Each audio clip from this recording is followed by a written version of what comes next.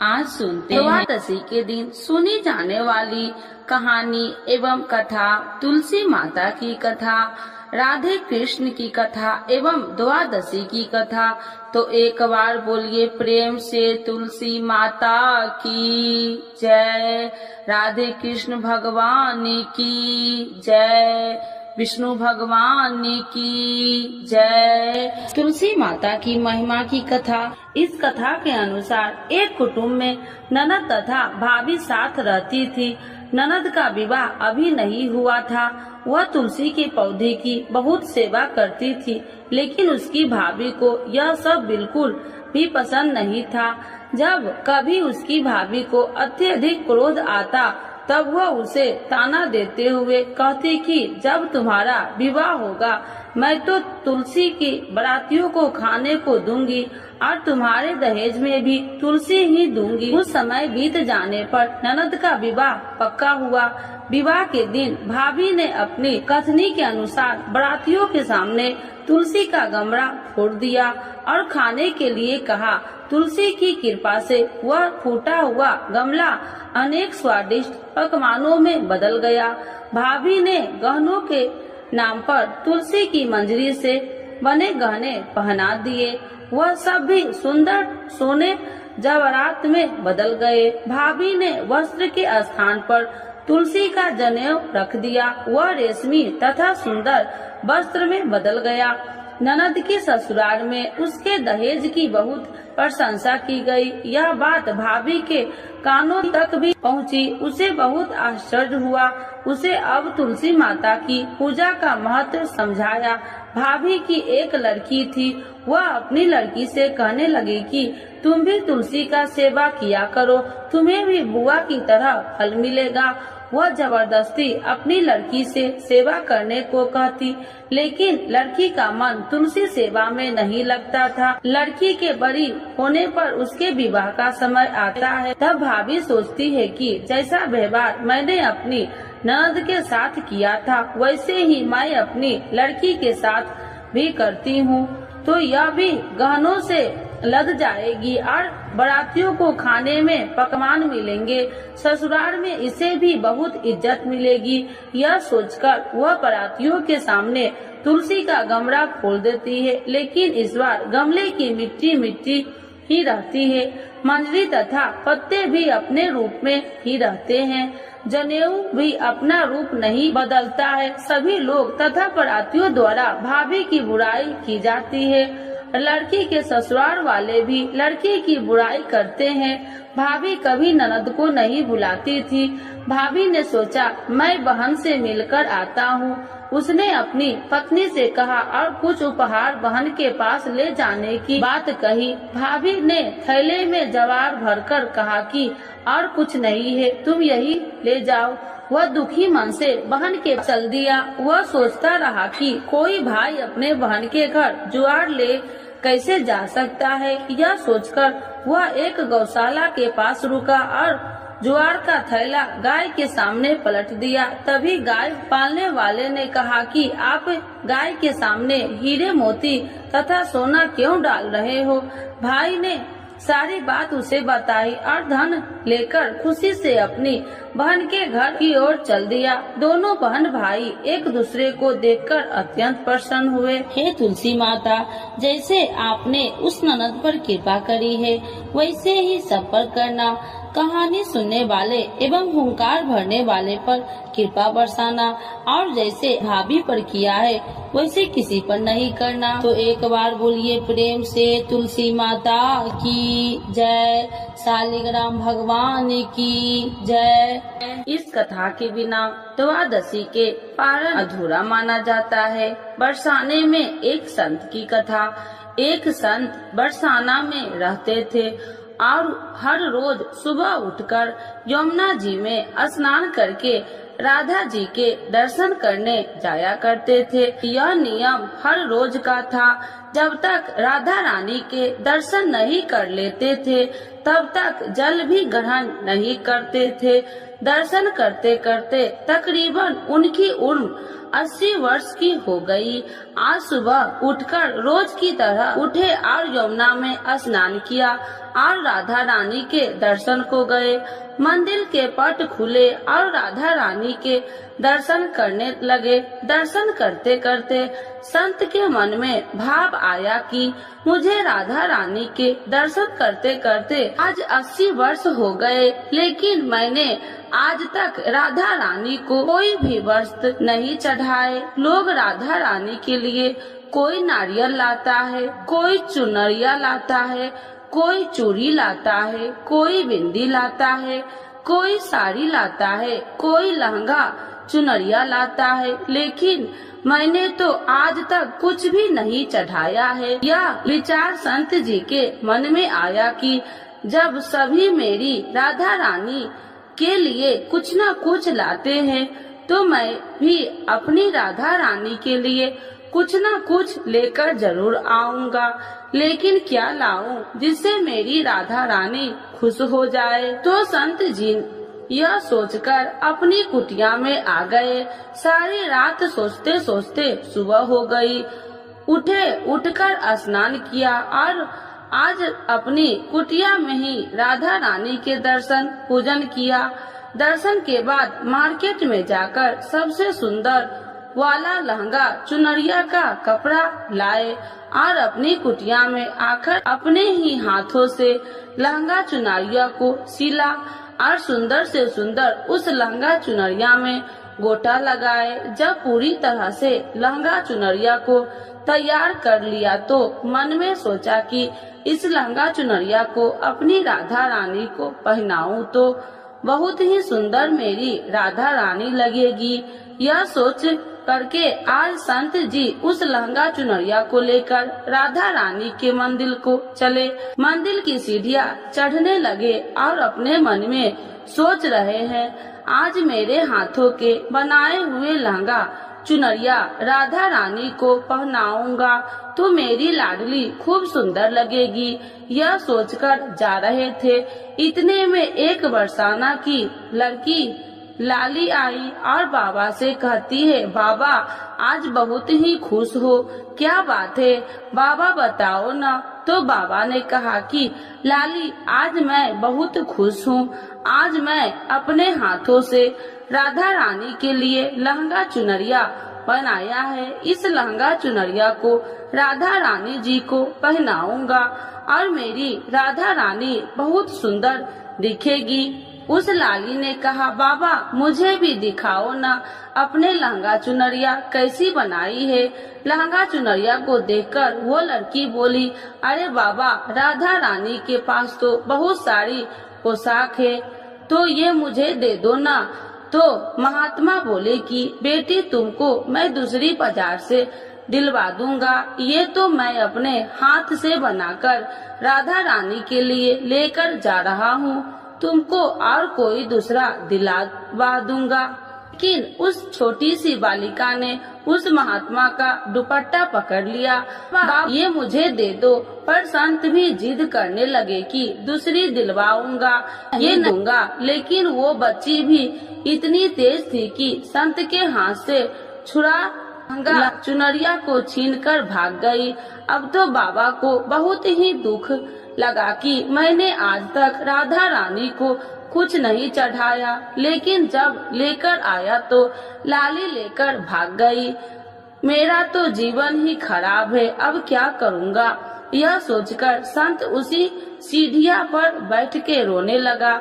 इतने में कुछ संत वहाँ आए और पूछा, क्या बात है बाबा, आप क्यों रो रहे हैं। तो बाबा ने उन संतों की पूरी बात बताया। संतों ने बाबा को समझाया और कहा कि आप दुखी मत हो, कल दूसरी लहंगा चुनरिया बना कर राधा रानी को पहना देना।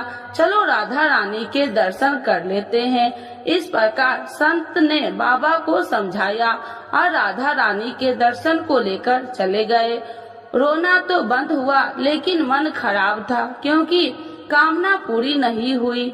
न तो अनमने मन से राधा रानी का दर्शन करने संत जा रहे थे और मन में ये ही सोच रहे हैं कि मुझे लगता है कि किशोरी जी की इच्छा नहीं है, शायद राधा रानी मेरे हाथों से बनी पोशाक पहनना ही नहीं चाहती थी।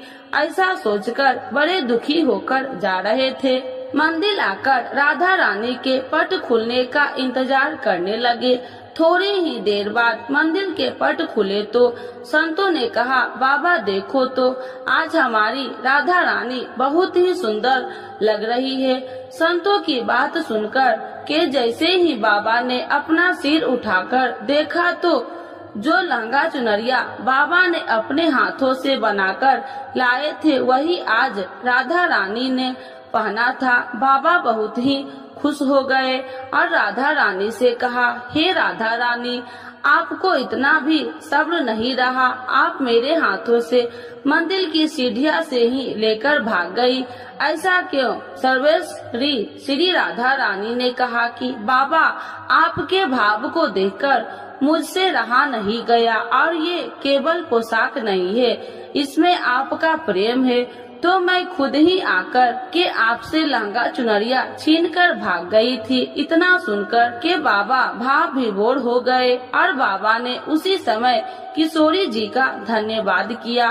तो एक बार बोलिए प्रेम से श्री राधा रानी की जय, राधे कृष्ण भगवान की जय। तो आइए भक्तों, आज जानते हैं भीष्म द्वादशी की यह पौराणिक कथा। भीष्म द्वादशी के बारे में प्रचलित एवं पौराणिक कथा के अनुसार राजा शांतनु की रानी गंगा के देवव्रत नामक पुत्र को जन्म दिया और उसके जन्म के बाद गंगा शांतनु को छोड़कर चली जाती है, क्योंकि उन्होंने ऐसा वचन दिया था। शांतनु गंगा के वियोग से दुखी रहने लगते थे, परंतु कुछ समय बीतने के बाद शांतनु गंगा नदी पार करके लिए मत्स्य गंधा नामक की कन्या से नाव में बैठते हैं और उसके रूप सौंदर्य पर मोहित हो जाते हैं। राजा शांतनु कन्या के पिता के पास जाकर उनकी कन्या के साथ विवाह करने का प्रस्ताव रखते हैं, परंतु मत्स्य गंधा के पिता राजा शांतनु के समक्ष एक शर्त रखते हैं कि उनकी पुत्री को होने वाली संतान को हस्तिनापुर राज्य की उत्तराधिकारी बनेगी, तभी यह विवाह हो सकता है। यही मत्स्य गंधा आगे चलकर सत्यवती नाम से प्रसिद्ध हुई। राजा शांतनु का यह शर्त मानने से इनकार करते हैं, लेकिन वे चिंतित रहने लगते हैं। देवव्रत को जब पिता का चिंता का कारण मालूम पड़ता है तो वह अपने पिता के समक्ष आजीवन विवाहित रहने का संकल्प लेते हैं। पुत्र की इस प्रतिज्ञा को सुनकर राजा शांतनु उन्हें इच्छा मृत्यु का वरदान देते हैं। इस प्रतिज्ञा के कारण देवव्रत भीष्म पितामह के नाम से प्रसिद्ध हुए। जब महाभारत का युद्ध होता है तो भीष्म पितामह कौरवों की तरफ से युद्ध लड़ रहे होते हैं और भीष्म पितामह के युद्ध कौशल से कौरव जीतने लगते हैं। जब भगवान श्री कृष्ण एक चाल चलते हैं और सिंखरी को युद्ध में उनके समक्ष खड़ा कर देते हैं। अपनी प्रतिज्ञा अनुसार सिंखरी पर शस्त्र न उठाने के कारण भीष्म युद्ध क्षेत्र में अपने शस्त्र त्याग देते हैं, जिसने अन्य योद्धा अवसर पाते ही उन पर तीरों की बौछार शुरू कर देते हैं। महाभारत इस महान योद्धा के शस्त्रशैया पर शयन किया, इसीलिए कहा जाता है कि सूर्य दक्षिणायन होने के कारण शास्त्रीय माता अनुसार भीष्म ने अपने प्राण नहीं त्यागे। सूर्य के उत्तरायण होने पर अपने नश्वर शरीर का त्याग किया। उन्होंने अष्टमी को अपने प्राण त्याग दिए थे। उनके पूजन के लिए ही माघ मास की द्वादशी तिथि निश्चित की गई है, इसीलिए इस तिथि को भीष्म द्वादशी कहा जाता है। भगवान ने यह व्रत भीष्म पितामह को बतलाया था और उन्होंने इस व्रत का पालन किया था, जिससे इसका नाम भीष्म द्वादशी पड़ा। यह व्रत एकादशी के ठीक दूसरे दिन द्वादशी को किया जाता है। यह व्रत समस्त बीमारियों को मिटाता है। इस उपवास से समस्त पापों का नाश होकर मनुष्य को अमोघ फल की प्राप्ति होती है। तो एक बार बोलिए प्रेम से विष्णु भगवान की जय। आइए भक्तों, आज सुनते हैं तुलसी माता की चालीसा। यह चालीसा सुनने से होती है हर रोगों से मुक्ति, मिलती है सुख समृद्धि का आशीर्वाद। तो एक बार बोलिए प्रेम से विष्णु भगवान की जय, तुलसी माता की जय, भगवती माता की जय। श्री तुलसी महारानी करु विनय सिरनाय, जो मम हो संकट विकट दीजे मात नसाय। नमो नमो तुलसी महारानी, महिमा अमित न जाए बखानी। दियो विष्णु तुमको सम्माना, जग में छायो सुयस महाना। विष्णु प्रिय जय जयंती भवानी, तिहु लोक की हो सुख खानी। भगवत पूजा करे जो कोई, बिना तुम्हारे सफल न हो। जिन घर तब नहीं होए निवासा, उस पर करे विष्णु नहीं वासा। करे सदा जो तब नित सुमरन, ते ही के काज होए सब पूरन। कार्तिक मास महात्म्य तुम्हारा, जाको जानत सब संसारा। तब पूजन जो करे कुमारी, पावे सुंदर वर सुकुमारी। करे जो पूजा नित प्रति नारी, सुख संपत्ति से होए सुखारी। वृद्धा नारी करे जो पूजन, मिले भक्ति होवे पुलकित मन। श्रद्धा से पूजे जो कोई, भव निधि से तर जावे सोई। कथा भागवत यज्ञ करावे, तुम बिन नहीं सफलता पावे। छायो तब प्रताप जग भारी, ध्यावत तुम्हि सकल चितधारी। तुम्हि मात यत्र तंत्र में, सकल काज सीधे होवे क्षण में। औषधि रूप आप हो माता, सब जग में तब यश विख्याता। देव ऋषि मुनि और तपधारी, करत सदा तब जय जयकारी। वेद पुराणन तब यश ज्ञाया, महिमा अगम पार नहीं पाया। नमो नमो जय सुख कारिणी, नमो नमो जय दुख निवारिणी। नमो नमो सुख संपत्ति देनी, नमो नमो अख काटन छेनी। नमो नमो भक्तन दुख हरनी, नमो नमो दुष्टन मद छेनी। नमो नमो भव पार उतारिणी, नमो नमो परलोक सुधारिणी। नमो नमो निज भक्तन उबारिणी, नमो नमो जन काज सवारिणी। नमो नमो जय कुमति नशावनी, नमो नमो सब सुख उपजावनी। जयति जयति जय तुलसी माई, ध्याऊ तुमको शीश नवाई। निर्जन जानी मोहि अपनाओ, बिगड़े काज आप बनाओ। करूँ विनय मैं मात तुम्हारी, पूरन आशा करूँ हमारी। शरण चरण कर जोड़ी मनाओ, निस दिन तेरे ही गुण गाऊं। करहु मात यश अब मोह पर दाया, निर्मल होए सकल मम काया। मांगू मात या वर दीजे, सकल मनोरथ पूरन कीजे। जानू नहीं कुछ नेम उचारा, क्षमहु मात अपराध हमारा। 12 मास करे जो पूजा, ताशम जग में और न दूजा। प्रथम ही गंगा जल मंगवावे, फिर सुंदर स्नान करावे। चंदन अक्षत पुष्प चढ़ावे, धूप दीप नैवेद्य लगावे। करे आचमन गंगा जल से, ध्यान करे हृदय निर्मल से। पाठ करे फिर चालीसा की, स्तुति करे मात तुलसी की। यह विधि पूजा करे हमेशा, ताके तन नहीं रहे कलेशा। करे मास कार्तिक का साधन, शोभे नित्य पवित्र सिद्ध होई जाई। है यह कथा महासुखदाई, पढ़े सुने सो भव तर जाई। यह श्री तुलसी चालीसा, पाठ करे जो कोई।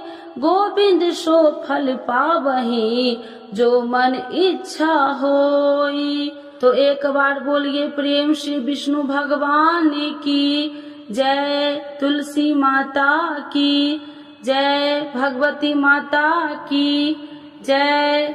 सर्व देवी देवताओं की जय।